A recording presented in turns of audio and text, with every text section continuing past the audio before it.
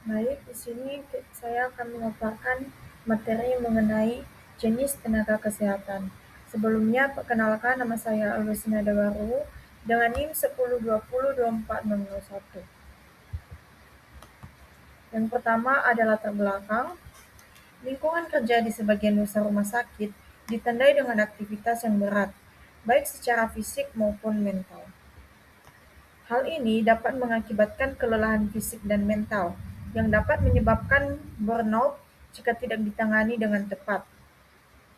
Burnout pada kalangan tenaga kesehatan dapat berdampak negatif pada pengambilan keputusan klinis, yang dimana kualitas komunikasi dengan pasien dan kolega, serta kemampuan mereka untuk mengatasi tekanan terkait pekerjaan, dan pada akhirnya mempengaruhi kualitas perawatan dan hasil pasien. Peran petugas kesehatan masyarakat dalam meningkatkan pelayanan kesehatan, khususnya di negara-negara berpenghasilan rendah dan menengah, telah mendapatkan perhatian yang meningkat karena kemampuan mereka untuk menjembatani kesenjangan antara sistem kesehatan formal dan masyarakat yang kurang terlayani. Studi ini menilai dampak CHW terhadap aksesibilitas, efisiensi, dan kualitas layanan kesehatan. CHW telah berperan penting dalam memperluas akses layanan kesehatan, terutama di daerah pedesaan dan terpencil, dengan menyediakan layanan perawatan primer, kesehatan ibu dan anak, serta manajemen penyakit kronis.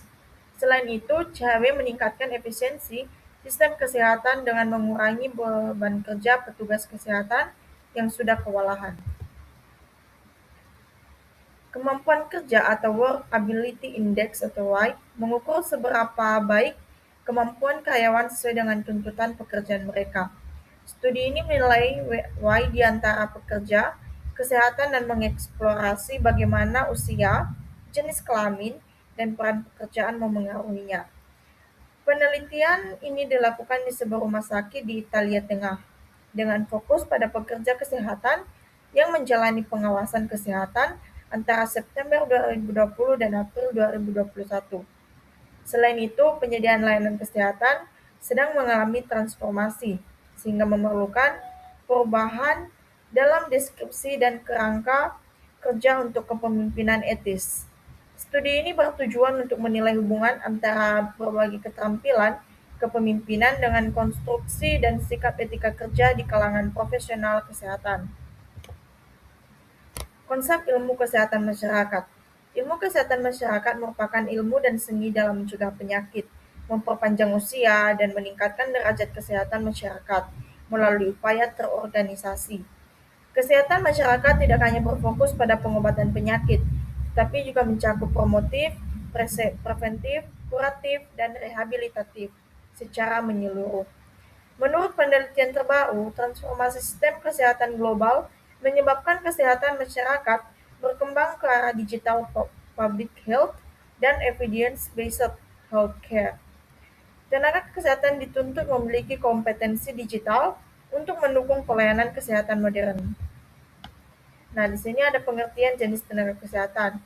Sumber daya manusia untuk kesehatan atau SDM, pilar penting dari setiap sistem kesehatan, seringkali terbatas pasokannya untuk memenuhi kebutuhan kesehatan penduduk, terutama di negara-negara berpenghasilan rendah dan menengah atau yang disebut LMICS. Meskipun tidak ada konsensus mengenai jumlah SDM yang ideal untuk perawatan kesehatan primer atau PHC, Organisasi Kesehatan Dunia atau WHO mendefinisikan kurang dari 2,8 dokter, perawat, dan bidan per 1.000 penduduk sebagai tanda yang jelas dari kekurangan SDM yang kritis. Menurut Undang-Undang Nomor 17 Tahun 2023 tentang Kesehatan, tenaga kesehatan adalah setiap orang yang mengabdikan diri dalam bidang kesehatan serta memiliki pengetahuan dan keterampilan melalui pendidikan di bidang kesehatan. Tenaga kesehatan juga didefinisikan sebagai sumber daya manusia yang menjadi indikator utama pelayanan kesehatan. Secara operasional, tenaga kesehatan juga mencakup 3 kategori utama, yakni dokter, perawat, dan teknisi. Dengan adanya perencanaan di tingkat komunitas, para petugas kesehatan masyarakat atau CHW di Ethiopia telah memberikan kontribusi yang signifikan terhadap penurunan kejadian penyakit yang dapat dicegah dan meningkatkan kesehatan masyarakat secara keseluruhan. Pengaturan tenaga kesehatan menurut undang-undang. Pengaturan tenaga kesehatan adalah seperangkat kebijakan, undang-undang, standar profesi, sistem lisensi, sertifikasi, registrasi, pengawasan, serta perlindungan hukum yang dibuat pemerintah untuk menjamin mutu pelayanan, kesehatan, dan perlindungan masyarakat. Dalam banyak negara, pengaturan tenaga kesehatan mencakup pendidikan dan kompetensi tenaga kesehatan. Pertama, registrasi dan izin praktik. Kedua, standar etik profesi, distribusi tenaga kesehatan, perlindungan hak tenaga kesehatan, pengawasan praktik, pelayanan kesehatan, pengembangan profesional berkelanjutan atau continuing professional development atau CPD. WHO menegaskan bahwa regulasi tenaga kesehatan menjadi bagian penting dalam health workforce governance untuk mencapai pelayanan kesehatan yang aman dan berkualitas. Di Amerika Serikat, pemerintah mengatur tenaga kesehatan melalui sistem hukum dan lembaga khusus agar pelayanan kesehatan tetap aman, profesional, dan berkualitas. Sistem regulasi ini berbeda dengan banyak negara lain, karena setiap negara bagian atau state memiliki kewenangan membuat aturan sendiri, di antaranya State Licensing Board, pemberian dan pengawasan izin praktik, lembaga resmi di setiap negara bagian yang bertugas memberikan izin praktik tenaga kesehatan, mengawasi tenaga kesehatan, menindak pelanggaran profesi, serta menjaga keselamatan pasien. Fungsi utama dari State Licensing Board yaitu yang pertama memberikan ijazah dan pendidikan, kedua memastikan lulus ujian kompetensi, ketiga memberikan lisensi praktik, keempat mengawasi etika profesi, dan kelima menjatuhkan sanksi jika terjadi malpraktik. Kedua, Scope of Operative Laws. Pengaturan kewenangan tindakan medis. Scope of Operative Laws adalah aturan hukum yang menjelaskan tentang apa saja tindakan medis yang boleh dan tidak boleh dilakukan oleh tenaga kesehatan. Aturan ini dibuat agar tenaga kesehatan bekerja sesuai kompetensi dan pendidikan mereka. Misalnya, perawat biasa atau registered nurse boleh memberikan obat sesuai instruksi dokter. Lalu nurse practitioner di beberapa negara bagian boleh mendiagnosis penyakit dan meresepkan obat tanpa pengawasan dokter. Lalu physician assistant atau PA di beberapa negara bagian harus bekerja di bawah supervisi dokter. Ketiga, credentialing system. Pemeriksaan kompetensi tenaga kesehatan.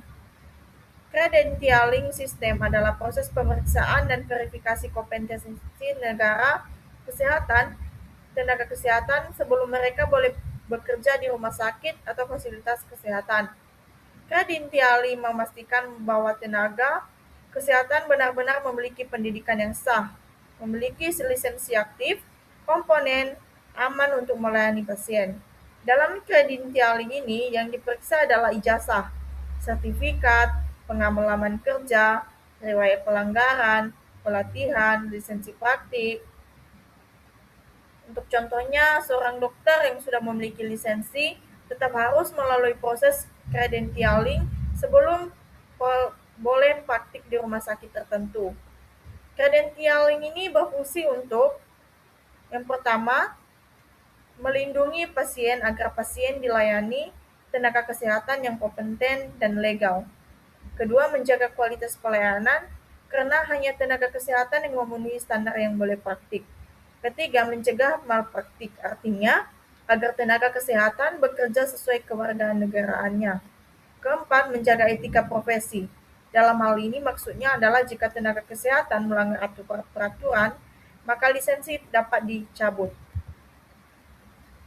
Perkembangan hukum kesehatan di Indonesia mengalami transformasi signifikan dengan diberlakukannya Undang-Undang Kesehatan Nomor 17 Tahun 2023. Undang-undang ini menggantikan Undang-Undang Nomor 36 Tahun 2009 dan mengusung pendekatan hukum omnibus yang menyatukan berbagai peraturan sektoral. Salah satu aspek penting dari undang-undang ini adalah penguatan mekanisme penyelesaian sengketa medis melalui jalur non-litigasi. sebagaimana diatur dalam pasal 310 yang menekankan keadilan restoratif sebagai pendekatan utama. Di negara demokrasi, layanan kesehatan adalah hak mendasar yang harus dijamin oleh negara melalui kebijakan yang inklusif, partisipatif, dan berbasis kebutuhan. Namun, analisis terhadap Undang-Undang Kesehatan 2023 di Indonesia menunjukkan indikasi kuat bahwa konfigurasi politik di balik pengesahan dan implementasinya menunjukkan karakteristik yang mendekati otoritarianisme. Kecenderungan ini dapat diamati dalam beberapa aspek penting. Undang-Undang Kesehatan 2023 memberikan kewenangan yang lebih luas kepada pemerintah pusat, khususnya Kementerian Kesehatan dalam mengelola sistem layanan kesehatan nasional. Peran pemerintah daerah sebelumnya yang memiliki otonomi untuk merumuskan kebijakan kesehatan berdasarkan kebutuhan lokal telah berkembang secara signifikan. Dalam konfigurasi ini, pemerintah pusat mengambil peran sebagai satu-satunya aktor dalam menentukan kebijakan kesehatan, sehingga pemerintah daerah memiliki sedikit fleksibilitas. Sentralisasi semacam ini menciptakan monopoli kekuasaan yang mengabaikan keragaman regional dan mereduksi pemerintahan daerah, dan masyarakat menjadi subjek pasif yang harus mematuhi keputusan dari otoritas pusat. Departemen Kesehatan dan Perawatan Sosial di Inggris menerbitkan kode praktik untuk rekrutmen internasional tenaga kesehatan dan perawatan sosial pada tahun 2021 yang selaras dengan prinsip-prinsip WHO dan mengidentifikasi negara-negara yang tidak boleh secara aktif ditargetkan untuk rekrutmen. Pembaruan terbaru oleh NHS pada Maret 2023 berdasarkan Daftar Dukungan dan Perlindungan Tenaga Kerja WHO menyoroti pentingnya praktik perekrutan yang etis dan larangan perekrutan aktif dari negara-negara yang menghadapi tantangan tenaga kerja perawatan kesehatan yang signifikan. Proses perencanaan, pengadaan, dan penempatan tenaga kesehatan. SDM kesehatan merupakan alat penting untuk pengambilan keputusan SDM kesehatan yang berbasis bukti.